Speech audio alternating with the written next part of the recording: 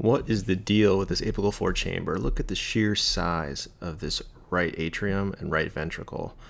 What is causing this? I'll give you a hint. It is not a pulmonary embolism.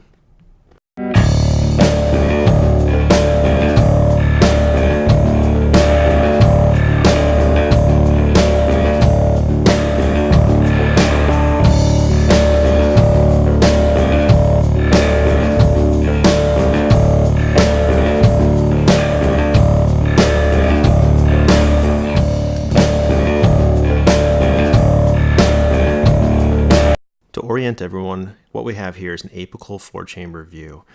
Now this looks quite abnormal because the right atrium is massive, as well as the right ventricle.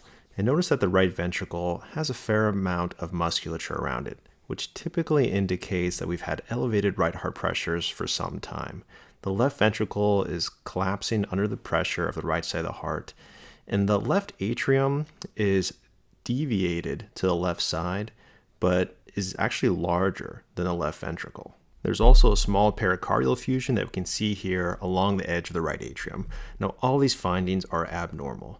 And when we see a very dilated right side of the heart, our minds tend to go right to pulmonary embolism, an obstruction of the right side of the heart. But there are other causes. Pulmonary hypertension, often from emphysema, can cause elevated right heart pressures. And those are usually chronic, and you'll see that increased musculature around the right ventricle. Also, just right-sided heart failure, maybe from an ischemic process, will cause a dilated right side of the heart, but that will be more of an acute process typically. Other things are intrinsic problems with the heart, such as tricuspid valve stenosis or regurgitation. We also have to think about other intrinsic issues of the heart, as in this case where the patient came in with right-sided heart failure due to an atrial septal defect.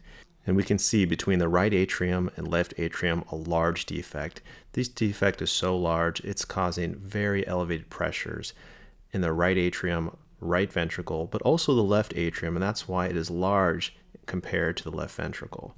This defect is so large, it's probably not going to be able to be fixed through a catheterization procedure, and most likely will need open heart surgery. And adding color Doppler can clinch this diagnosis.